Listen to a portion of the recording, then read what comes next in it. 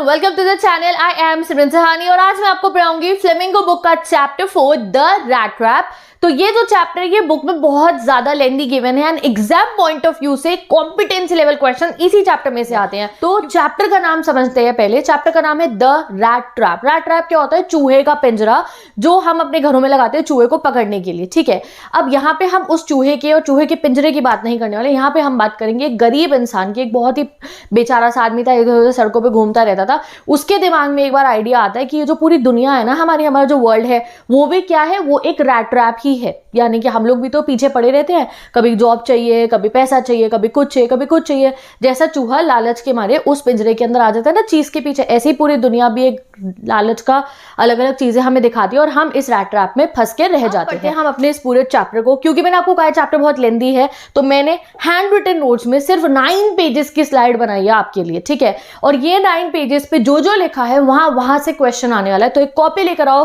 और मेरे साथ में चैप्टर पढ़ते पढ़ते अपने नोट्स भी बना लो, जिससे आप आंसर भी कर पाओगे। स्टार्ट करते हैं हम अपने इस चैप्टर को। चैप्टर शुरू करने से पहले चैप्टर की राइटर का नाम जो है जल्दी से कमेंट सेक्शन में लिख दो। नाम है सेल्मा लागरलॉफ। होता क्या है, once there was a man who sold small rat traps made of wire. एक बारी की बात है, एक आदमी था जो छोटे छोटे चूहे के पिंजरे बनाता था और उनको बेचा करता था। Made them himself from material he got from begging from shops या फिर फार्म। अब वो बनाता कैसे था? तार जो है, भाई चूहे का पिंजरा बनाने के लिए लोहे की तार चाहिए ना। अब उस गरीब आदमी के पास तार भी नहीं थी, तो वो कभी किसी फार्म पे गया, किसी शॉप वाले से कि बचा कुछ आयरन मुझे दे दो, उससे तारों से ये चूहे के पिंजरे बनाया करता था। उसका जो बिजनेस था वो नॉट प्रॉफिटेबल। अब वो बेच के वो बहुत पैसे तो कमा नहीं पाता था, सो ही हैड टू बेग। तो कई बार इसे भीख भी मांगनी पड़ती थी एंड स्टील टू सर्वाइव, अपने आप को सर्वाइव करने के लिए, खाना पीना खाने के लिए। ठीक है, अब अपीयरेंस कैसी थी हमारे इस वेगाबॉन्ड की? वेगाबॉन्ड मतलब सड़क छाप, जिसका कोई घर नहीं है, जो फुटपाथ पे रहते हैं उनको आप कहो वेगाबॉन्ड, इधर उधर घूम रहा है। ठीक है, तो इसका मीनिंग याद रखना, एक्स्ट्रा क्वेश्चंस में आएगा। तो कैसी अपीयरेंस थी? बहुत ही पुअर दिखता था। क्लोथ्स फटे पुराने थे उसके। फटे पुराने क्लोथ्स को रैग्स कहते हैं, इसे याद रखना। चीक्स हॉल होते, चीक्स जो थे बिल्कुल पतले हो रखे थे, फ्लैश ही नहीं थी फेस के ऊपर। ठीक है, हंगर इन हिज आइज, उसकी आंखों में भूख दिखाई देती थी कि हर समय भूखा है ये। लाइफ उसकी काफी सैड सी थी, कोई दोस्त नहीं है, कोई फ्रेंड नहीं है, कोई फैमिली नहीं है, लोनली है। Walked around the road thinking deeply, हर समय वो रोड पे घूमता रहता था, कभी कुछ सोचता था, कभी कुछ सोचता था। तो ये जो मैंने तुम्हें इतना रीड करके एक्सप्लेन करा है कि हम इसके बारे में पढ़ने वाले, इस पे एग्जाम में क्वेश्चन आएगा आपको डायरेक्ट कि बताओ who is rat trap seller. तो अगर आपने ये 4 लाइन्स लिख दी है, you will get the full marks. तो यहाँ नोट्स भी बन रहे, क्वेश्चन भी हो रहे, चैप्टर भी समझ में आ रहा है। तो जल्दी से वीडियो को लाइक करो और रैट ट्रैप सेलर का एक छोटा सा करेक्टर स्केच उसके अपीयरेंस का मुझे कमेंट में बता दो। अब एक बारी की बात है, वो अपने ना रास्ते में ऐसे चलते हुए जा रहा होता है, तो उसको ये स्ट्रेंज आइडिया आ जाता है कि पूरा वर्ल्ड क्या है, एक रैट ट्रैप है, जो मैंने यहाँ डिजाइन भी कर दिया है। ये पूरी दुनिया ये जेल में बंद है, हम लोग अलग अलग लालच के पीछे भागते रहते हैं, जैसा चूहे जो है चीज के पीछे जाते हैं। ठीक है, चलो पढ़ते हैं अब इसको फ्रॉम आवर बुक। ठीक है, one day while thinking about his rat traps he got an idea. क्या आया? उसको एक आइडिया आ जाता है। Whole world is a big rat trap, की पूरी दुनिया क्या एक बड़ा सा रैट ट्रैप है जो लोगों को ट्रैप करती है। क्या क्या देती है दुनिया हमारे को, उसके अकॉर्डिंग वो कहते हैं दुनिया में क्या क्या चीजें हमें मिलती है। जैसे चूहे को क्या मिल रहा है? रोटी मिल रही है, ब्रेड मिल रही है, चीज मिल रहा है, पोक मिल रहा है। हमें क्या क्या मिलता है इस दुनिया के ट्रैप में? अमीरी, फूड, शेल्टर, हीट क्या हुआ? जैसे ठंड वाली जगह है तो वहाँ आप गर्म में जाओ, गर्मी वालों में एसी मिल जाए, ये समझ लो। क्लोथ्स मिलते हैं और हैप्पीनेस एज अ बेट, ये हमारे लालच है। हम इन्हीं चीज़ों के तो पीछे भागते थे, बड़ा घर, बड़ा बंगला, अच्छी जॉब, अच्छे कपड़े, अच्छा पैसा, इनके पीछे हम भागते रहते हैं। And when a person got tempted by these, जैसे ही हम इनके पीछे भागते हैं और इनसे टेम्प्ट हो जाते हैं, everything comes to an end, तभी सब कुछ खत्म हो जाता है। ऐसी उसकी सोच है कि ये लोग पीछे भागते रहते हैं अलग अलग चीज़ों के, जैसे इनके पीछे भागने लगते हैं सब खत्म। जैसे हमारी एक कहानी है ना, वो कहानी नहीं कहेंगे उसे, एक वो मुहावरा है, सब मोह माया है, इस टाइप की इसकी थिंकिंग होती है। और जब भी ये अपने फ्री टाइम में इधर उधर घूमता रहता था तो अपने कोई जान पहचान के लोग या इधर उधर के लोगों के बारे में सोचता था, हाँ वो भी ऐसी किसी चीज़ के पीछे लालच में गया था, फंस गया था, वो फंस गया था, वो फंस गया था। अब इसकी लाइफ में खुद तो कुछ करने के लिए था नहीं, तो दूसरों की जो भी कुछ गड़बड़ होती थी लाइफ में उसको सोच सोच के खुश होता था कि हाँ वो भी खुश नहीं है, वो भी दुखी है, वो भी दुखी है। इस टाइप की इसकी टेंडेंसी थी। अब इसे भी गलत नहीं कहेंगे क्योंकि बेचारा अकेले था तो लोगों का दुख देख के ये खुश होता था। अब हम आगे बढ़ते हैं क्रॉफ्टर के बारे में। नाउ क्रॉफ्टर के से इसकी मुलाकात कैसे होती है। एक दिन की बात है, ये रात को अकेले घूम रहा था, कोई घर वर तो है नहीं इसका। तो one cold dark evening he saw a small grey cottage, तो इसको एक स्मॉल ग्रे कॉटेज दिखता है। ये मैंने घर बना दिया, ये किसका, क्रॉफ्टर का घर है। कॉटेज होता है हट टाइप का बना हुआ, बट मतलब बहुत बेकार नहीं, अच्छा खासा सा एक लकड़ी का घर बना हुआ है, आप ये समझ लो। और इसने वहां पे नॉक करा और कहा कि मुझे एक रात रुकने की जगह दे दो। An old man welcomed him kindly.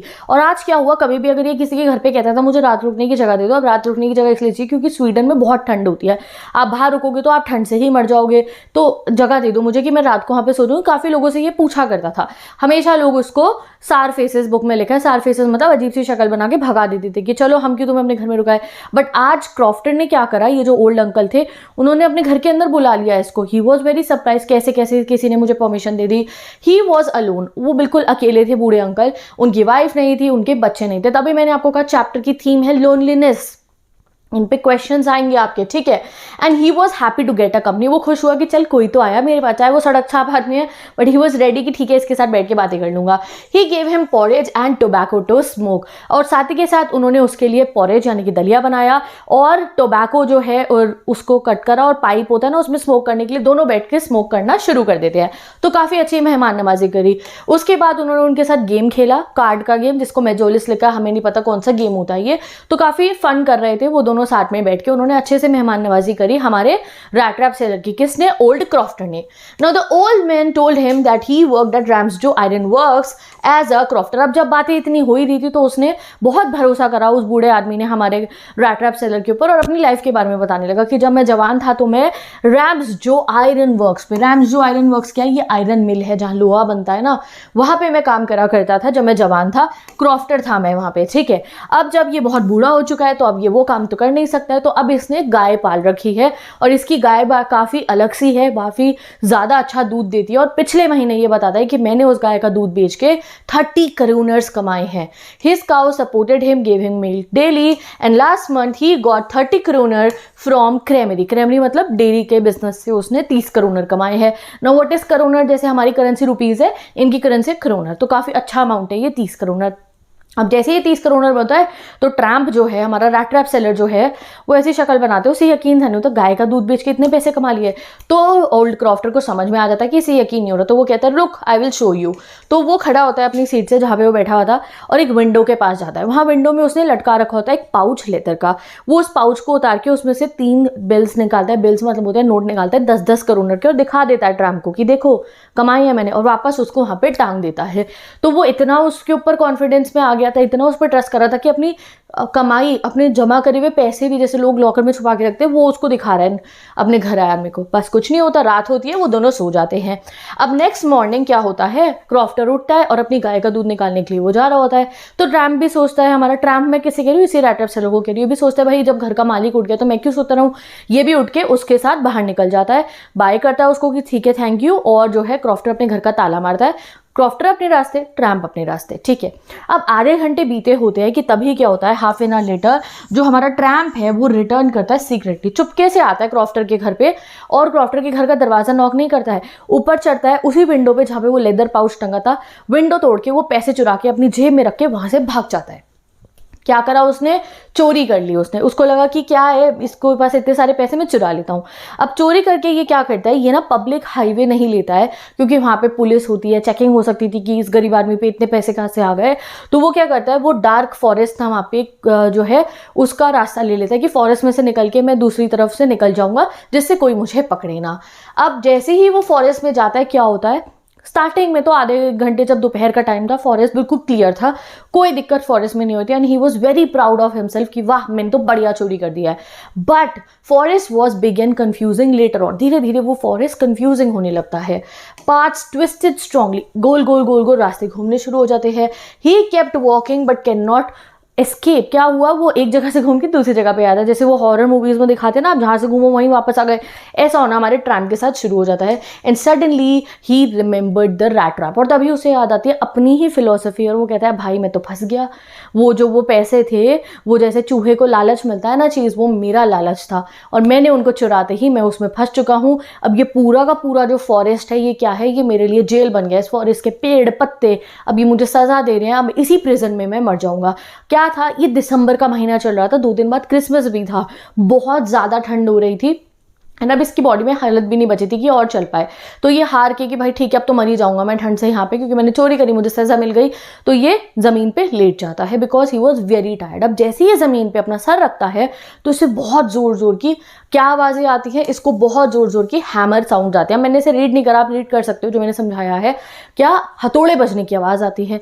जैसे ही हथौड़े बजने की आवाज़ आती है इसे समझ में आ जाता है क्या हुआ है। इसे समझ में आ जाता है पास में वही आयरन मिल है जहाँ क्रॉफ्टर भी काम करता था। अब आयरन मिल सोचता है कि मैं वहाँ चला जाता हूँ क्योंकि वहाँ पे भट्टी होगी, फर्नेस होगा, एक बड़ी सी जगह होगी, वहाँ मैं छुप के रह सकता हूँ ना, रात को सो सकता हूँ, ठंड नहीं होगी। तो ये अपनी सारी शक्ति गैदर करता है because he was very tired, और जो इस तरफ से आवाज़ आ रही थी हैमर्स की वहाँ जाना ये शुरू कर देता है। ठीक है, ये एक एक लाइन याद रखो, एग्जाम में जब समरी आएगी, बड़े बड़े क्वेश्चंस आएंगे, पैरेलल क्वेश्चंस आएंगे, तो इन्हीं पॉइंट्स को आपको यहाँ पे लिख देना है। अब ये पहुंच जाता है रैम्सजो आयरन प्लांट के ऊपर। रैम्सजो आयरन प्लांट कैसा था, एग्जाम में तो नहीं पूछा जाएगा बट फिर भी तुम्हें याद करना चाहिए। लार्ज प्लांट था जहाँ पे स्मेल्टर्स थे, फॉर्ज थी और रोलिंग मिल्स थी। लोहा पिघालने के जितने भी इक्विपमेंट्स थे वो सब थे वहाँ पे। वहाँ का जो मास्टर स्मिथ था, यानी कि सबसे बड़ा वाला, जैसे ब्लैक स्मिथ वॉचर याद है, उसने उसको बोला था फ्रांस को जल्दी मत जाओ, वही ब्लैक स्मिथ। वो क्या कर रहा था, वो खड़ा हुआ था और उसके साथ में जो उसके हेल्पर थे वो बाकी काम कर रहे थे। ठीक है जी, वहाँ पे बहुत बड़ा सा फर्नेस यानी कि भट्टी जल रही थी पूरे के पूरे आयरन मिल में, और कोल के क्रैकल होने की आवाज़ आ रही थी और बड़े बड़े पंखे चल रहे थे जिससे आग को हवा मिलती रहे। बाहर बारिश भी हो रही थी और छत के ऊपर पटपट पटपट बूंदे पड़ने की आवाज़ें भी आ रही थी। इतनी आवाज़ के अंदर उन्हें सुनाई नहीं देता कब हमारा रैट ट्रैप सेलर अंदर एंटर करता है और सीधा जो मास्टर ब्लैकस्मिथ था, वहाँ का मेन हेड था, उससे जाके परमिशन लेता है कि क्या आज रात को मैं यहाँ रुक जाऊँ। अब वो यूज टू था, कई बार गरीब लोग आते हैं तो वो ऐसे हाँ कर देता है और कहता है हाँ सो जाओ। उसको कोई इंटरेस्ट नहीं था हमारे ट्रैम से बात करने के लिए और ट्रैम का भी कोई मन नहीं था गप्पे मारने का, तो वो चुपचाप वहाँ पे जाके कोने में सो जाता है। अब वो जैसे ही सो जाता है वहाँ पे कौन आता है, आयरन मास्टर। आयरन मास्टर कौन है, उस आयरन मिल के ओनर, उसके मालिक। अब वो ना बहुत ही ज़्यादा फेमस है। आयरन वर्क्स के जो ओनर है काफ़ी रिच है, प्राउड है और फेमस इस बात के लिए कि वो ना अपने आयरन को काफ़ी चेक करते हैं कि अच्छी क्वालिटी का आयरन मेरी पूरी दुनिया में मेरी आयरन मिल से जाए। तो वो रात को चेकिंग करने के लिए इंस्पेक्शन पे आते हैं और उन्होंने उसकी तरह नहीं करा ब्लैक स्मिथ की तरह कि पड़ा हुआ कोने में एक आदमी, हाँ ठीक है सूझ, और नहीं, उन्हें लगा यार कौन आ गया ऐसे मेरी फौज में। तो वो जाके पहले आयरन को इंस्पेक्ट नहीं करा, उन्होंने पहले जाते ही हमारे ट्रैम को देखा कि कौन है ये, ऐसे गंदे से कपड़े दिख रहे हैं, मुंह पे उसकी हैट दिख रही है। तो वो उसके पास जाते हैं, फर्नेस के पास में। He looked closely at his face, उसके सर पे जो हैट थी वो हटा देते हैं उसको, और जैसे ही वो ट्रैम का फेस देखते हैं ही रिकॉग्नाइज्ड हिम, वो उसे जानते थे। उन्हें क्या लगता है कि वो उनका कोई दोस्त है, वो कहते हैं Nils Olof and he mistakes him as his old army friend. तो जो बड़ा ओनर था अमीर, हमारे रैट ट्रैप सेलर को क्या समझता है कि वो उनका कोई दोस्त है। ठीक है, वो क्या कहते हैं, अरे तुम यहाँ पे क्या कर रहे हो। अब जो ट्रैम है हमारा, ऐसा नहीं है वो उनका दोस्त था, he had never seen him before, उसने कभी हमारे ओनर को नहीं मिला था, उसके लिए वो कोई अनजान आदमी था।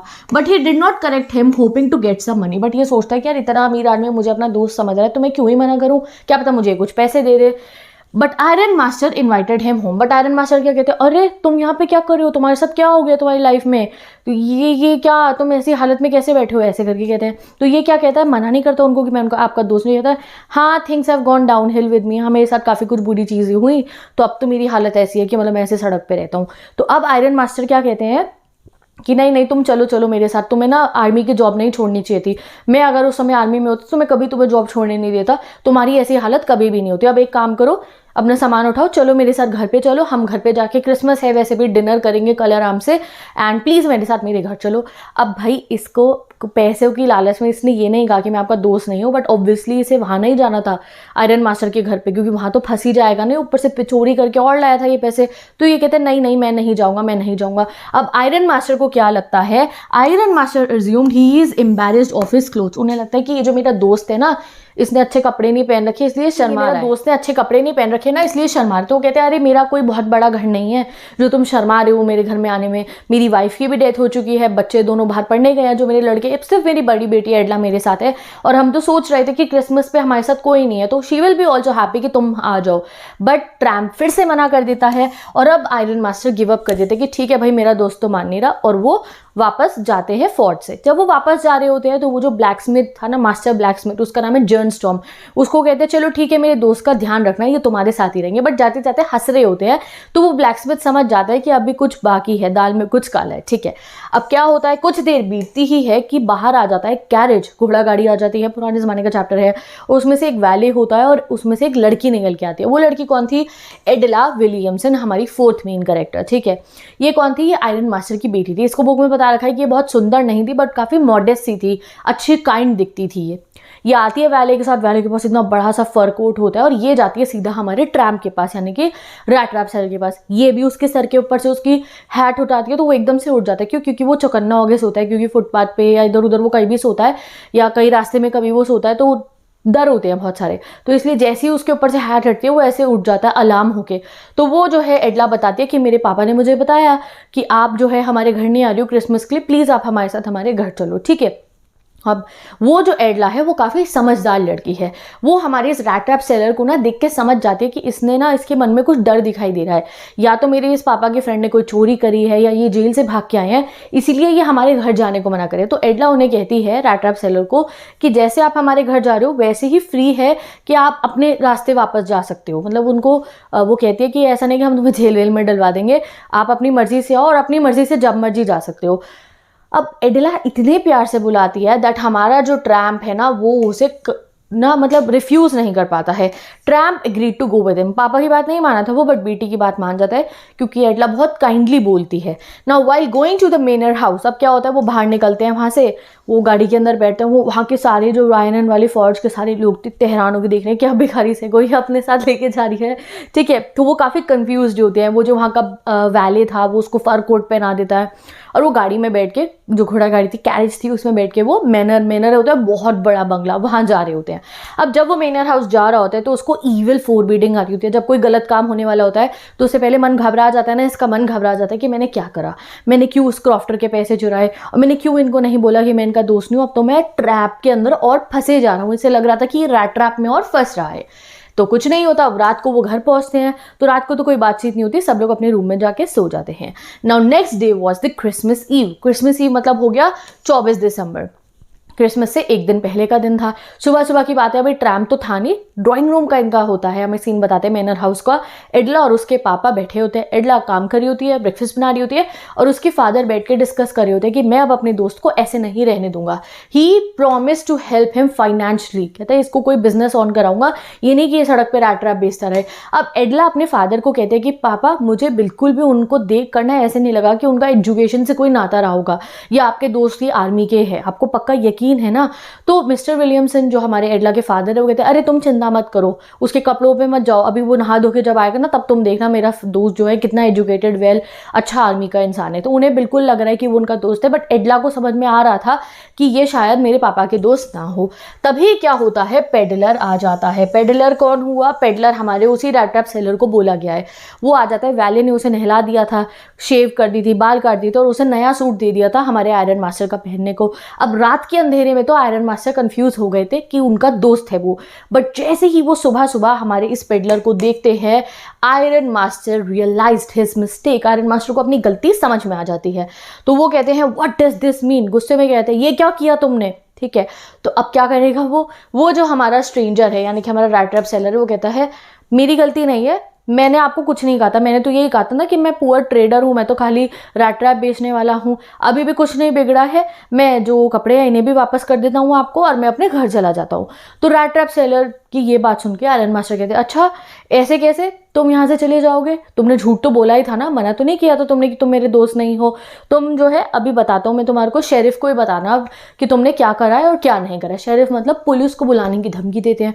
अब जैसे ही रैट ट्रैप सेलर पुलिस का नाम सुनता है वो टेबल के ऊपर जाता है और टेबल पे ऐसे घुसा मारता है और कहता है ठीक है आज आप मुझे जो है फंसा लिया, आप लोगों ने मुझे क्रिसमस डिनर का वादा करके, जैसे चूहा जो है चीज़ के पीछे भागता है, मैं भी आपके क्रिसमस डिनर के और आपकी काइंडनेस में फंस गया और मैं इस रैट ट्रैप में फंस रहा हूँ। बट एक दिन अगर आज आप मुझे शेरिफ के पास जलवाओगे, पुलिस के पास जलवाओगे ना, तो एक दिन और ऐसा आएगा जब आप भी किसी लालच के पीछे जाओगे और आप भी ऐसे ही फंस जाओगे।